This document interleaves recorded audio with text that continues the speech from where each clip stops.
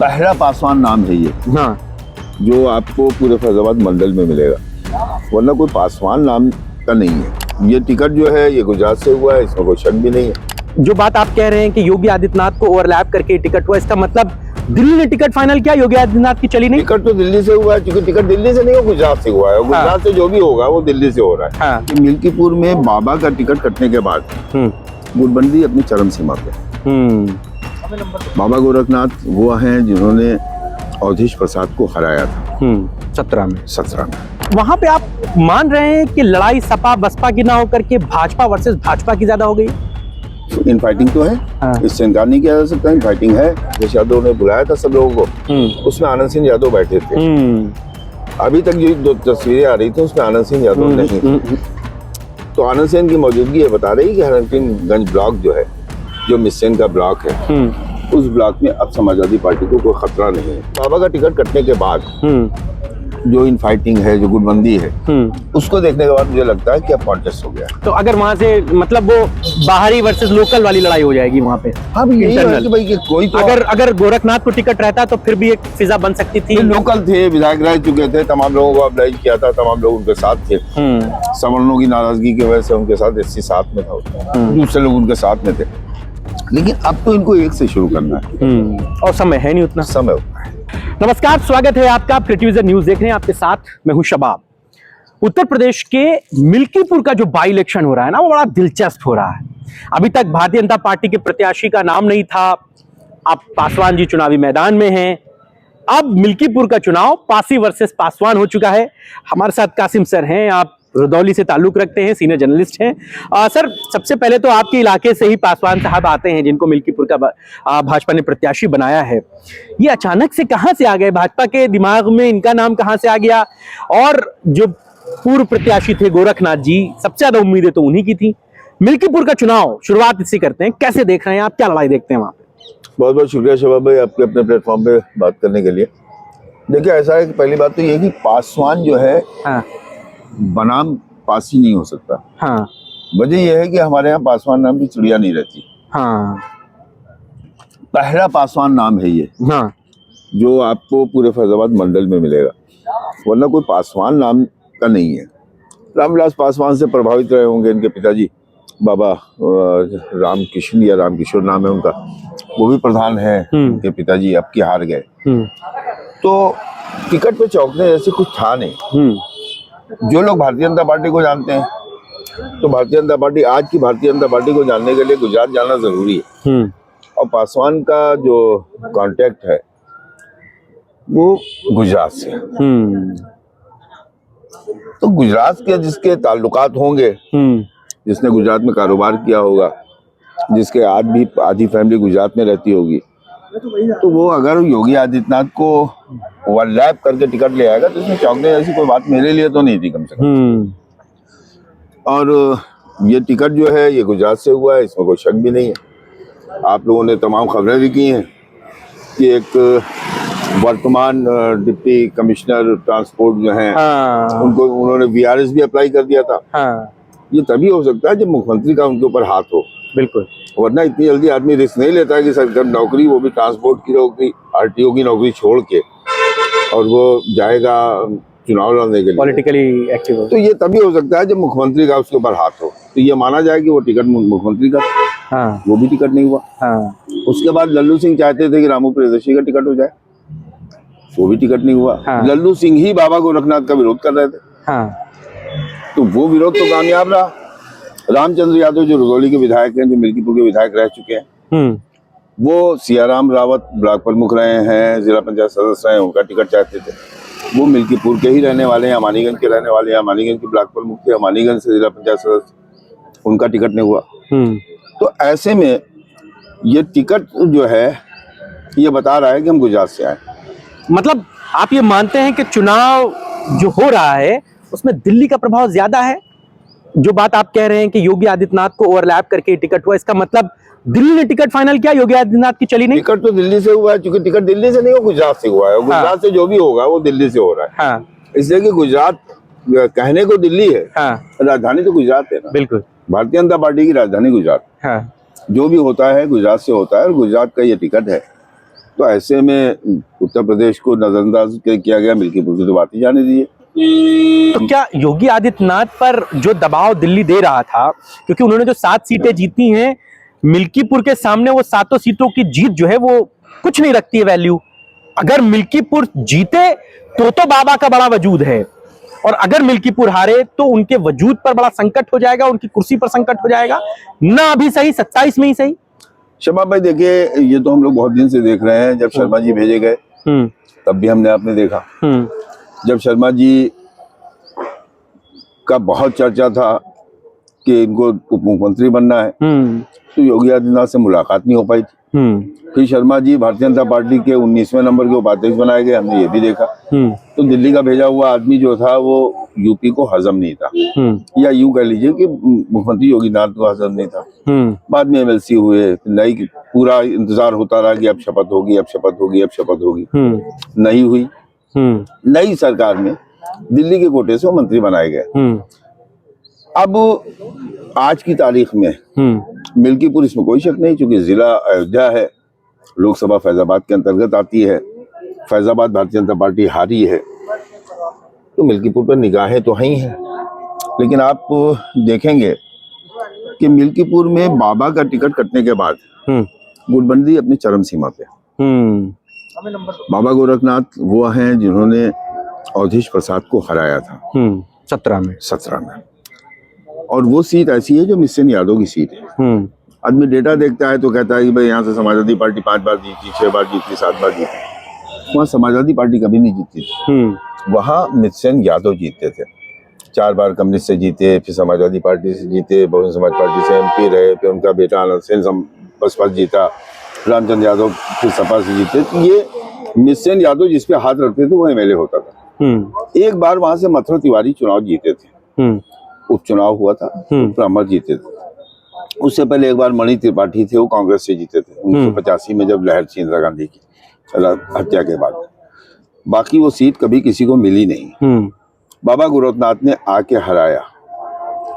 अब बाबा गोरखनाथ के सवर्णों से विरोध था, उसकी वजह से उनका टिकट कटा।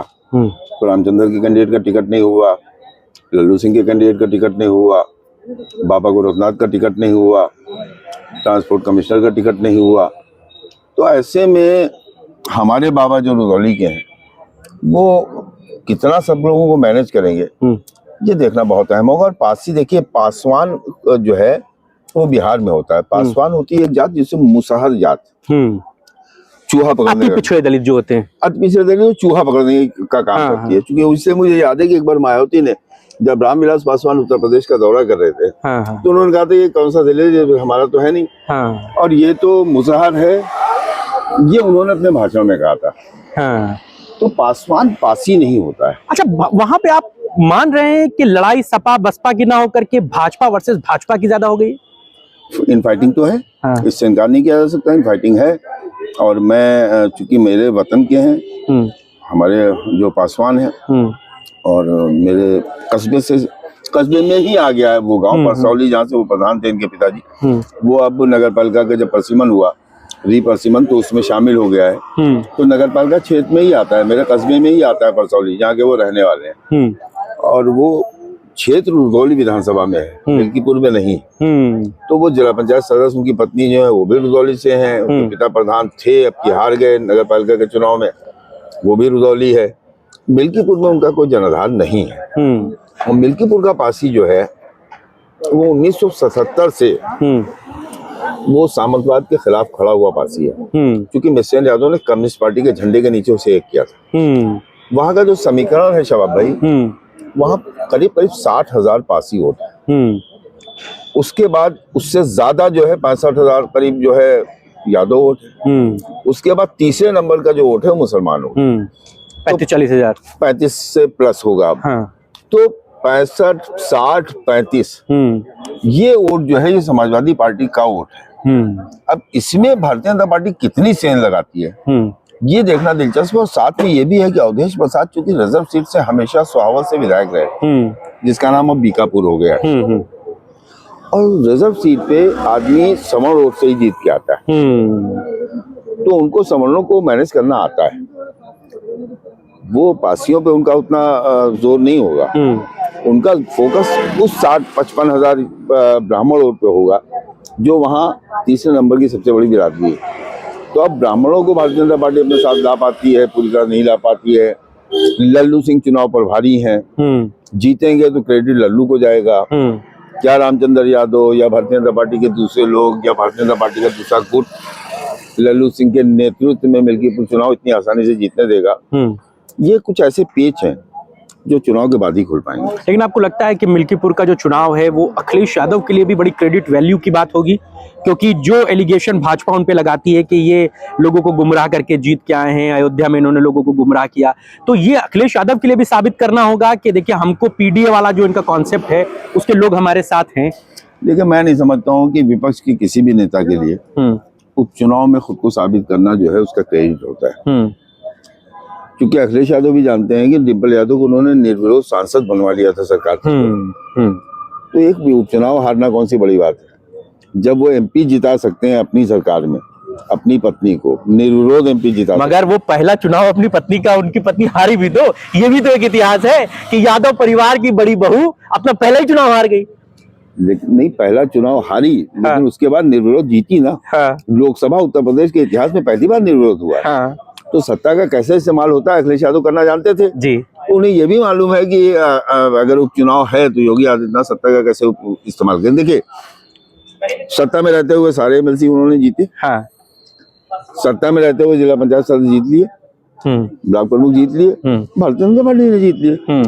तो सत्ता में रहते हुए अगर सत्ता पक्ष हारता है चुनाव तब उसकी तरफ उंगली उठती है। और सत्ता में अब विपक्ष में रहते हुए अगर विपक्ष हारता है उपचुनाव तो उसके पास एक ही चीज होती है ना, सत्ता का दुरुपयोग करके चुनाव जीत लिया। मगर इतना एक्सट्रीम कभी होता देखा है आपने बाईपोल्स में? जिस तरीके से कुंदरकी की जो तस्वीर दिखी और वो जो एक तस्वीर लोगों के जहन में कैद हो गई कि एक मुस्लिम मतदाता अपना वोट डालने आ रही है, पुलिस वाले बंदूक तान के खड़े हो गए। ठीक है, पुलिस वालों के भी दिमाग में ये बात रहती है कि बाई इलेक्शन में अपोजिशन का आदमी जीत भी जाएगा तो कुछ कर नहीं पाएगा, लेकिन इतना एक्सट्रीम हो जाए कि कोई बंदूक लेके खड़ा हो जाए और कहे कि हम वोट डालने नहीं देंगे। देखिए, मैं आपको शीशा मऊ का जिक्र करूं जी। मेरे जानने वाले हैं कानपुर में पुलिस में बड़े ओहदे पे हैं। उन्होंने कहा कि जितने वोट से वो जीते थे 11,000 वोट से उतना वोट हम लोगों ने रोक लिया। मुझसे मेरे एक दोस्त हैं अनुपम मिश्रा, आप लोग जानते होंगे उनको, इलाहाबाद से हैं, बड़े जर्नलिस्ट हैं। उन्होंने कहा कसिम क्या होगा आपकी, तो लगता है कि शीशा मऊ भाजपा जीत लेगी? मैंने कहा नहीं, उनको लगता है कि हमने वो वोट रोक लिया जो मुसलमानों का था, लेकिन सोलंकी को मिलने वाला नॉन मुस्लिम वोट जो है उसकी घेराबंदी नहीं हो पाई है। और इलेक्शन सोलंकी ही जीतेंगे। नतीजा सामने आया, सोलंकी जीते। मिल्कीपुर का भी यही जवाब है। मिल्कीपुर में मुसलमानों की कोई एक आबादी नहीं है जिसे घेर के वोट रोक दिया जाए। छिटका हुआ मुसलमान है, कहीं ठाकुरों के बीच में है, कहीं यादवों के साथ है, कहीं पासियों के साथ। तो उन पोलिंग को घेरा नहीं जा सकता, उन पोलिंग को रोका नहीं जा सकता। और मिल्कीपुर न रामपुर बन सकता है न कुंदरकी बन सकता है। तो यहाँ पर क्या आप नतीजे क्या देखते हैं? आपका अनुमान क्या कहता है? भाई देखिए, भाजपा के इस टिकट आने से पहले मुझे लगता था भारतीय जनता पार्टी के लिए आसान है, क्योंकि लोकसभा चुनाव में अवधेश प्रसाद की सबसे कम लीड अगर पूरी लोकसभा में थी तो मिल्कीपुर में उनकी अपनी विधानसभा से 16,000 से वो विधानसभा जीते थे और 7,000 से वो लोकसभा जीते, जबकि कैंडिडेट ठाकुर था।